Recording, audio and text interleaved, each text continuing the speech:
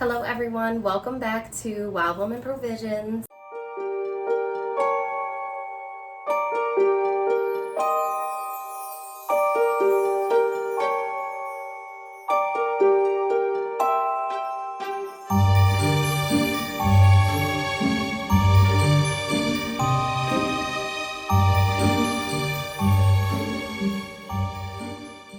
I decided that I wanted to share some of my altar space staples.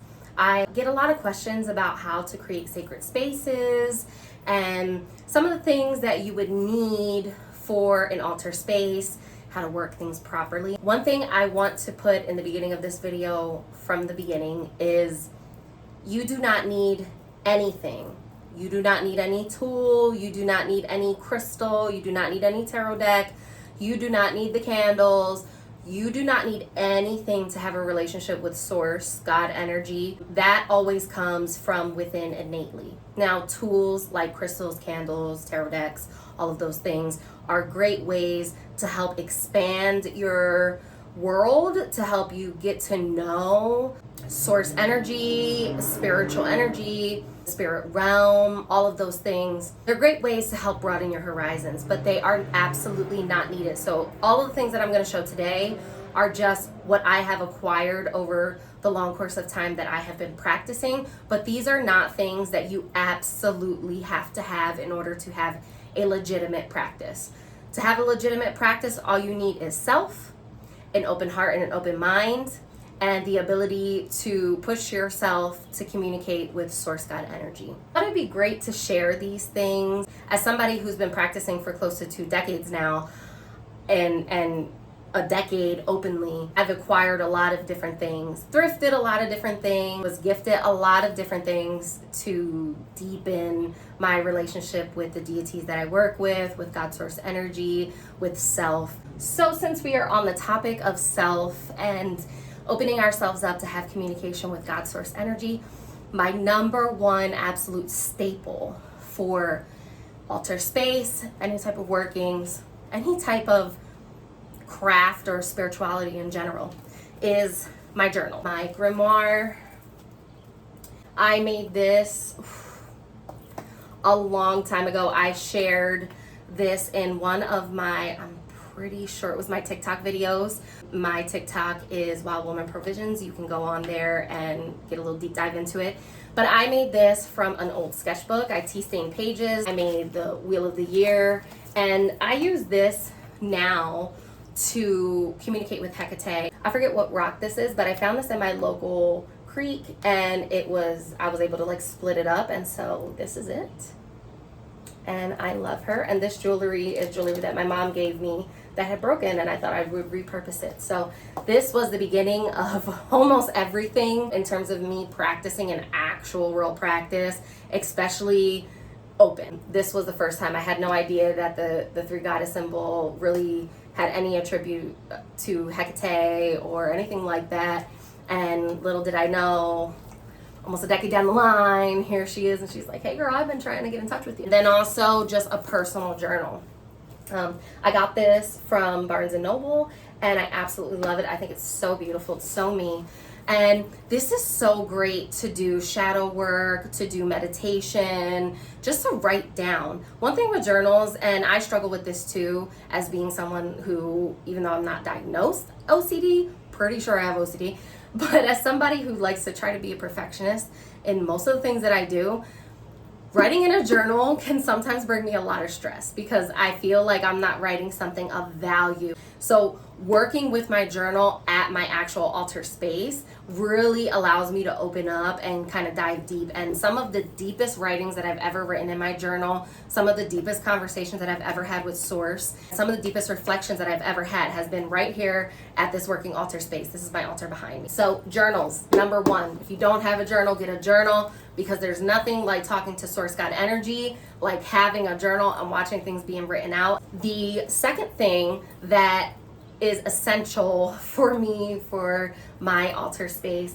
is candles. And I have one over here, but I have so many different candles. This one I thrifted. They're so cheap. You can get them from the dollar store. You can get them from the thrift store. Thrift stores have unused candles that you can purchase. I would recommend cleansing them because you don't know where they came from. They're great. You can do so many things with candles. There's so many different spells. There's so many different workings. There's so many different things that you can do with candles. Setting intention, manifestation, blessings, cleansings. There's so many different things. Scrying with the flame on the candle. And that is why they are a staple for my altar space. And I normally always have at least 3 or 4 candles on my altar space for all different purposes. Another staple on my altar space is something that I love to craft myself.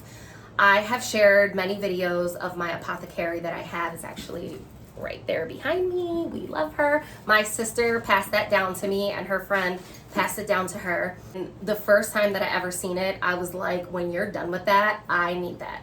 Please pass it down to me, because I knew it was going to be an apothecary before I even had an apothecary. I love working with herbs, and one of the best ways that I love working with them and essential oils is making oil infusions, tinctures, balms, all of those things. I love working with oils. You want to make sure that your oils that you're using are safe for what I'm about to say, but I love to dress candles with oils. I love to anoint myself with oils, cleanse myself with oils. They're just such an incredible way. And for me, you can do it with water, smoke, ash, really whatever you want. Just something about the richness of the oil that I feel just seeps into my soul. I'll anoint my space. When I go and read for people, I take oils.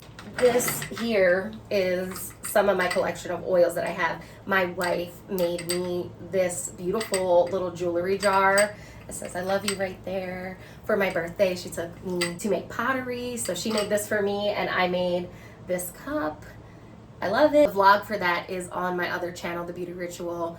Head on over there if you want to see that vlog. It was so much fun. I love these little crystal oil bottles. They're just absolutely amazing. This is a soda light oil. And I just roll them on and rub them in. I anoint my forehead, behind my ears. Really, I have my own little practice, but oh, they smell so good. They're great ways to infuse your every single day life with magic and infuse your every single day life with intention. Whenever I have events, these are usually one of the things that I give away for free. I will do an oil, free tarot reading or a discounted tarot reading, cleansing, and then a couple other goodies in the little grab bags.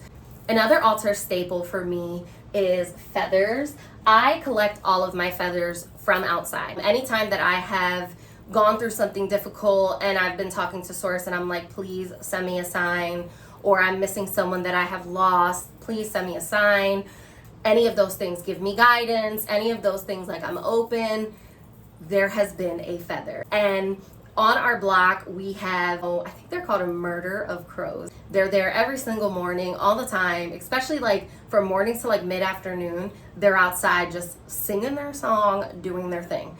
And I'm obsessed with them. Every time I go outside, I talk to them. I was so excited when I was walking down the block one day. I was having an exceptionally hard time. I was just going through something personal, and I just needed that oomph from God or from Source, just that it's gonna be okay. Like, you're gonna be okay. You're gonna work through this. And lo and behold, was this beautiful crow feather. Of course, it's washed. I cleaned it. And I use this to cleanse myself. This is personally my feather. Use this to cleanse myself. I have other feathers that I use to cleanse people and places, like this one here. I'm not sure what bird this came from, maybe a hawk. But it must have been a massive bird, because if you look at this quill's huge. Absolutely, it's huge. Look at this. I do have a couple other ones from the same kind of bird, I think. I have these ones, and then I have this little one, and I don't know what kind of bird this is from, but I've always been obsessed with this feather because it has little polka dots on it.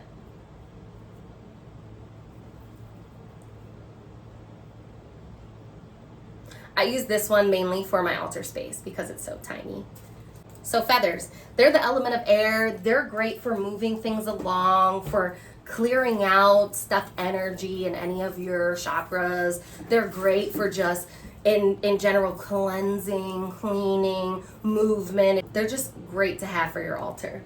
Another altar staple for me is infused waters. I have so many different types of infused waters. It is absolutely crazy. And I use them for cleansing purposes normally, or to imbue bath water or spell water with the energy that I want to imbue it with for whatever reason it is that I'm trying to manifest, whatever it is that I'm trying to manifest. If I do an infused water that I'm going to consume in food or drink, it is always done with spring water, and it is always within a short time period that I will actually drink it. I don't play with old water at all. So this is one of my infused waters. This is a Samhain water that I made, and I sat outside during Samhain, I want to say maybe 4 years ago, 5 years ago, and I use this every Samhain, and I'll just take a little couple drops and anoint my space or my altar space, or even like rub it on the counter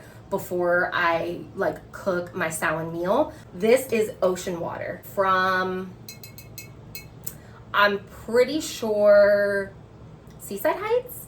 I got this water, oh my God, so long ago, and I use this for a lot of divination work and cleansing. If I go to people's houses and you see me sprinkle water on your table, or you come here and you see me sprinkle water on my table before I set up for your reading, it is this ocean water. It's super old, but it is so powerful and I love it so much. And then even down to recently with the eclipse, I was at work when the eclipse happened, and my wife had gotten out of work early, which, thank you so much, baby. You are the best wife ever. Because she was like, I'm home. And I said, can you please put water in a bottle and put it outside and take it in before I get in from work, because it was going to be dark at that time.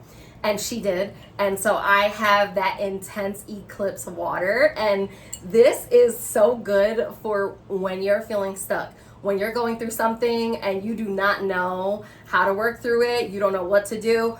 Sprinkle a little bit of eclipse water onto you, sprinkle a little eclipse water into your bath, and it'll get things going. It'll start opening up doors and windows and portals, and all of those things to help you move through. Eclipses are so great for showing what blockages are in your way, and they are so great for clearing things out. I mean, if you want to clear something out, do it with eclipse water or do it around an eclipse. It will really, really blow those blockages out. Another altar staple that I normally have around my altar, on my altar, a lot of these are on my altar for workings right away, are different types of salts. So in here I have a homemade black salt, and there's a little bit of petrified wood in there, and I use this for protection. I'll put this around when I do my quarterly cleansing of the property. I will put this around my house, sprinkle it over doorways and all those things. So black salt. And then I also made this pink Himalayan rose lavender salt and mixture, and I use this for when I'm doing any type of glamour, beauty, love, self-love, self-care, heart chakra work. And it's so great for opening up the heart chakra and allowing it to be in an open space, but cleansed and protected. So salts, they're great to have on your altar space. Another altar staple that I normally have around for the elements is incense. I have a basket here full of cone incense. My amazing sister-in-law gifted me the most beautiful triple goddess backflow incense holder for my Hecate altar, and she got me a case of cone incense. So these are them. Some of them I used a lot. I go through incense like water. It's actually a problem. Incense, you can never have too many incense. You want to make sure that you're, of course, in a ventilated space. You want to make sure that your incense are made with good ingredients. Incense are absolutely amazing. So I have lots of those in here. An altar staple for me is my crystals. I have a little jar here with some of them, but honestly I have crystals and rocks literally all over the house. Like, I have a huge crystal ball downstairs in my living room. It's 100% clear quartz crystal. I have rocks from the river, from the beach, from the creek, from so many places. I absolutely love bringing in nature from outside, and crystals is a great way to do that. So got some crystals in here. And of course, you know, crystals, you can use them for so many different things depending on what they are. I'll use them in my spell work. I'll use them for meditation. They're just a great staple to have. And there's amazing books out there about all different types of crystals that you can use. Actually, on my apothecary, I have a book called the Crystal Prescription Book, and it's great. It talks about all the different ailments that crystals can assist you in healing physically, spiritually, mentally, mind, body, soul. So look into crystals. If you don't have them, get yourself one and allow yourself to be drawn to the one, because the crystal picks you. You don't necessarily pick the crystal. Another staple on my altar that I like to use is my pendulum. I got this amazing amethyst pendulum from this cute little Irish witchy shop up in Bushkill. I wanted to live with that woman. I wanted to live there so bad. To this day, it breaks my heart that there is not a witchy shop that's so animistic and natural like that shop here in Philly where I'm from, where she has classes every month. She has all different types of stuff, circles, solstices, dinners, like so many things, and maybe it's waiting for me to do it, but I am working towards that. It was just an absolutely amazing shop. I wanted to live there so bad, and I got this pendulum from there, and I love this pendulum. As long as it is cleansed and you know how to work with one, they are a great form of divination. I mean, you can ask a pendulum absolutely anything. And as long as you are wise about what you're doing and how you're doing it, you will get accurate answers. And they're great for when you're stuck. They're great for communication with the spirit side. There's so many things you can use pendulums for, and so that is why I always have one on my altar. And I also have one specifically for Hecate that I use to communicate with her. That's my girl. Another altar staple is, of course, a cauldron. I got this super cute cast iron cauldron from our local shop here in Philly. It's on South Street, called Garland of Letters, and it was fairly inexpensive. Comes with a little cast iron top too. It's amazing. I think if you are doing anything witchy, if you are doing anything spiritual, if you're doing anything that you're going to be burning anything at all, get yourself a cauldron, because you can do spell work, manifestation work. I mean, anything. You literally, there's no point on listing them because there's so many things that you can do with a cauldron. I will put sand in the bottom of it and burn incense, which is happening right now. I will use it for spell work if I'm ripping up a paper and burning it. Burning herbs. I take it to people's houses to burn herbs. There's so many things that you can do with a cauldron. I highly recommend it. I have about 2 or 3 of them actually. They're just absolutely a staple. There's so many things you can do with them. You can never go wrong with having a cauldron at all. Another staple on my altar space is my decks. My decks. I love my decks. I am a tarot reader by nature.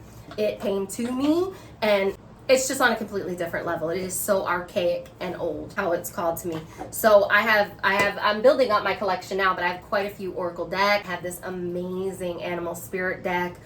It's just absolutely beautiful. The art on it is beautiful, and I think the woman who made this she is the maker of the Wild Unknown deck, which I really, really want to get. But this is just absolutely amazing. I love this oracle deck, and it really helps broaden your horizons with working with animal energy and the animalistic energy within self.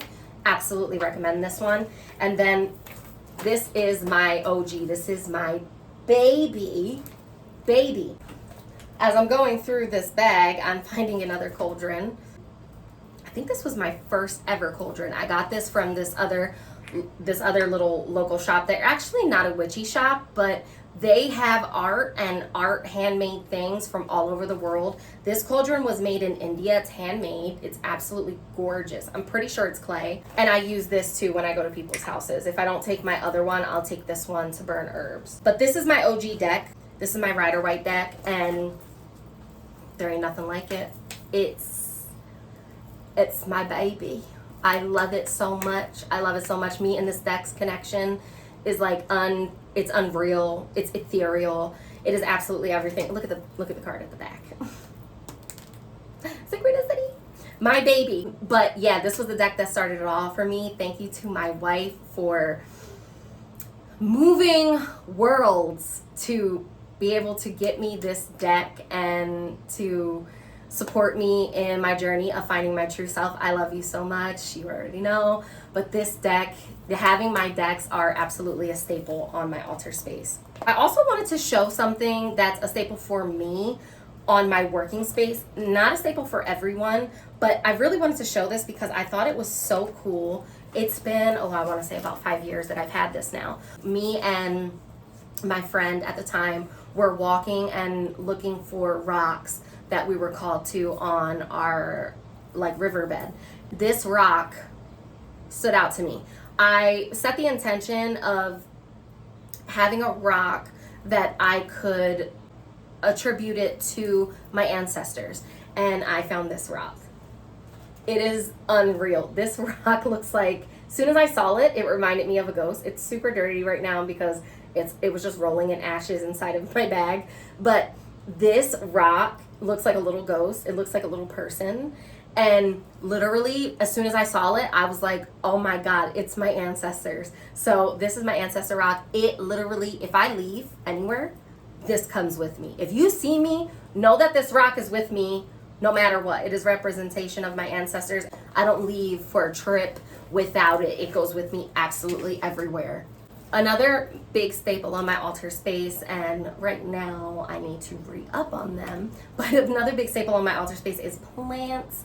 I normally have a lot of plants in my home. I did have a huge collection, and then depression got the best of me. A lot of them died, so I'm working on building up my collection again. But plants are such a huge staple. I'm so connected with nature. I need plants. I need plants. I need herbs absolutely everywhere. There's plants and herbs literally all over my house. Like when you walk in, you're like, oh, okay, a witch does live here, or a bruja does live here, whatever word you want to call it.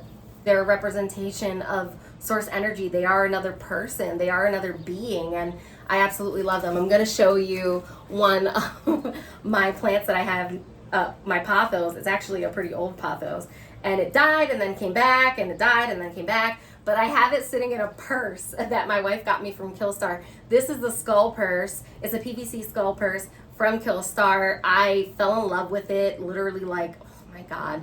We've been in this house 5 years this year, maybe like 6 or 7 years ago. And for my birthday or Christmas, my wife gifted it to me. It's protected on the inside. This pot is a cover pot, but this is my pothos and I love her. My purse's name is Poe, and I just have my pothos sitting in Poe right now while she's dried out and waiting for me to water her. But I love having plants. Plants, plants, plants. The more plants, the merrier. One other thing I wanted to show you that's a staple for me, personally, to me, my altar space is knickknacks, statues, little knickknacks, things that are passed down, things that are thrifted. I absolutely love to fill a space up with little knickknacks that mean something to me, that remind me of things that someone has given to me that have sentimental value. So I have this little cat shoe. These are actually glass cat shoes. There's like a huge collection of them. I forget what year. I want to say maybe the 1960s. But my coworker, she's an amazing woman. Her name's Linda, and she gifted me this shoe. And I use it to hold, right now it's holding a Palo Santo stick, but I normally have all of my Palo Santo shoved in there. And I have it sitting on my altar space. I love that shoe. I also have this beautiful representation of Gaia, pregnant Gaia with the world here. And I absolutely love her. She's beautiful. She's got like leaves in her hair. Love her so much. Then I do have a representation of Hecate, a little crow. When I saw this at the store, I was like, oh my God, it's Hecate. And I had to buy it. So brought her home. And it's funny because when I read for people or I go to people's houses, or even when they come here to get read or cleansed, they will see this on the table and they're like, is that a crow? And I'm like, yeah, it's Hecate. That's my girl. So this is her anamorph, if you will, version of herself that just gets me going. It lets me know that she is there. Even though I didn't grow up in what you would consider a traditionally witchy family, my family's pretty witchy. My titi, who is like my grandmother, who raised me with my mom and my sister, passed me down a vintage Ouija board, which we will get into that maybe another video. My mom has always collected worry dolls, Guatemalan worry dolls. So I have some of them here. I actually got these from a native shop up in the Poconos. One of my favorite native shops. I got my book, Women Who Run with Wolves, which I think every woman, every person, every being on this earth should read that. But they had these, and I had to pick her up some, so I got myself some.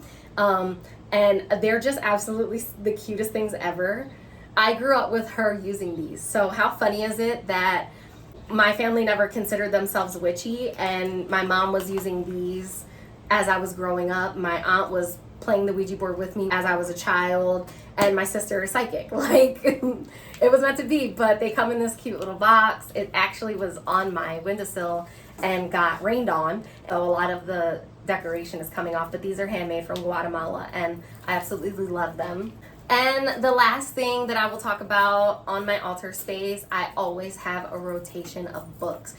Gabrielle Hersick, me and Gabrielle. I've been following Gabrielle Hersick since before she even put out a book, and I love her books so much. I'm actually about to read one of her newest books, Sacred Sex. I'm so excited to dive into this.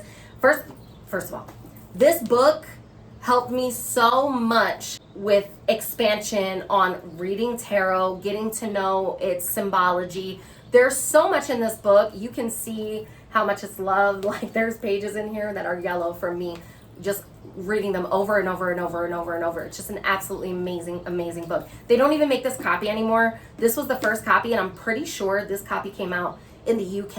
I think she published in the UK first, and then it came here to the US. And now it's under a different name. It's under Inner Witch, but it is the same exact book. But I'm so happy I got this hardback version of the first one, Craft, How to Be a Modern Witch. Absolutely amazing book. Love Gabrielle Hersick. So this is her second book, Sacred Sex, and I'm so excited. This is her. I mean, she is a goddess. We love you, Gabrielle. Wait to read this book. And when I saw it, I said, oh, well, it's hers. I absolutely am going to get it. But then I opened it up, and let me just show you. Oh, blood red. The pages are blood red. Even the text is blood red. Obsessed. I cannot wait to read this book. So I do have it on my altar space for me to read, and also for me to reference for any type of love and self-love, self-care. I have that there. Another book that's a staple on my altar space is a new book. I just got it, but it's not going nowhere. I'm working through. It's a big book. It's not something that you read like all at one time. It's something that you reference. It's almost like an encyclopedia. And that is by Sally Crow. It's Elemental Witchcraft, a weird woman's book of shadows. And this is her book of shadows that she shares. And it's thick. It's thick. And it's a lot of information. And Sally Crow is what you would consider a traditional witch. So she just does everything with nature and spirit. I absolutely love her. She has amazing interviews on the Gaia app with Regina Meredith. She has a website. She does mentorship, which one day I hope that I can do with her. She also has a book called Jump Girl about her life, and I'm finishing that up, and it is so good. Sally Crow is amazing, so I have this. It's an amazing book. And there's just a plethora of information in here about all different types of traditional ways, natural ways to practice the craft. Another book that's on my altar currently that I'm working through, and I'm actually working through it in conjunction with getting to know these beautiful cards. I am Irish, British, and German on my mother's side, and primarily Irish on my mother's side. And so I'm getting very in tune with my Irish lore. And so this book by Daniel Forrest, Wild Magic, it's so beautiful. There's so much lore in it. Oh my God, I've been enjoying reading this book so much. I made a little bookmark to go in there. I'm absolutely obsessed with this book. It's so good. And I think it's so important when you're doing your practice to have reference and to have things that talk to your background, to have things that talk to the land that you live on. But I also got these Celtic healing oracle cards the same day that I got this book, and it's amazing. I have one actually right there, and I've just been pondering on it, getting to know the deck, getting to know my lore from my ancestry. My Irish ancestry has reached out to me so much, and I have denied it for such a long time due to personal reasons of upbringing, but I'm diving into it, and I'm telling you, it is making me feel so powerful. And my last book that I have on my altar space, this book. Keldon, you knew what you were doing when you made this book. This book is amazing. This book is amazing. If you want to get into traditional witchcraft, if you want to get into how things were done before we had the crystals, before we knew that they were crystals, before we even called them that, before we had the regular candles, before we had anything, we just had beeswax to light on fire. We just had an inside of an orange. We went outside and picked leaves. The leaves were our tarot decks. They were our oracles, the stones, the bones. Get yourself the Crooked Path. The Crooked Path was such an incredible read. This is something that you definitely read over and over and over and over. There's so many practices. I did a couple meditations and workings out of this book to connect with the land spirits in the land that I actually live in. And oh my God, it's just absolutely amazing. I highly recommend this. So this is on my altar. Keldon just did such a great job with lore, with practices, meditations. There's so much in this book. I think if anyone is interested in getting to know the path, the craft from a traditional standpoint, not a mainstream one, pick up this book. Pick up any book, especially that's traditional, within your lineage, within your ancestry, within your ethnicity, within the land around you, within the place that you live in, within the land that you live on. Pick them up because they are going to blow open borders within yourself. They're going to blow open your mind, your heart, your soul. It is just going to really connect you to your craft in such a different way. So that is it for my altar essentials. I'm sure there's plenty more things that I have on there that I haven't talked about, but that will be for another video. I will be uploading a Bruja room tour. I don't know for sure if I'm gonna do it during the summer or if I'm gonna do it when I rework my room for the best season of all, fall, which would be in September. So we will see, stay tuned for that.